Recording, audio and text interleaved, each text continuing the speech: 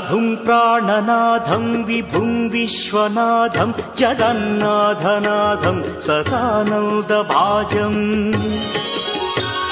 भवद्भव्यभूतेश्वरं भूतनाथं शिवं शङ्करं शम्भुमीशानमीडे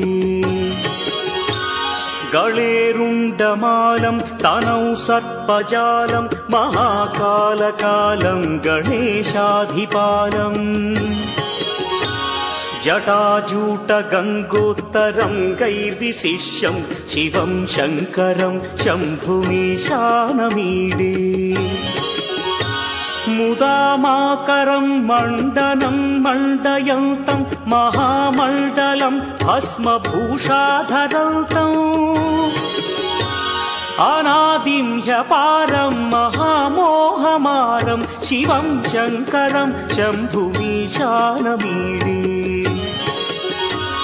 वटाधो निवासं महाट्टाट्टहासं महापापनाशं सदा सुप्रकाशम् गिरीशं गणेशं सुरेशं महेशं शिवं शङ्करं शम्भुमीशानमीडे गिरीन्द्रात्मजा सङ्गृहीतार्थदेहं गिरौ संस्थितं सर्वदा पन्नगेहम् परब्रह्म ब्रह्मादिभिर्वन्द्यमानं शिवं शङ्करं शम्भुमीशानमीडे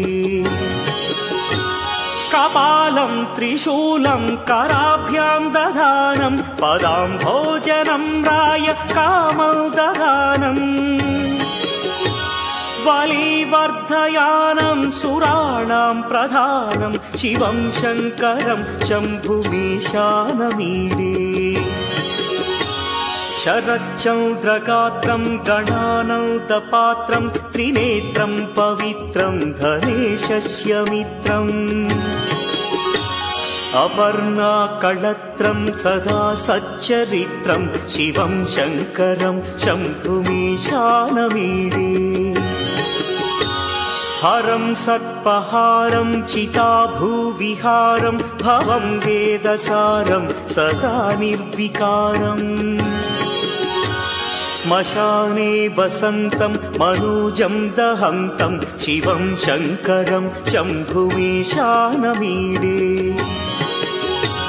स्वयं यः प्रभाते नरः शूलपाणे पठे स्तोत्ररत्नं गृह प्राप्य रत्नम्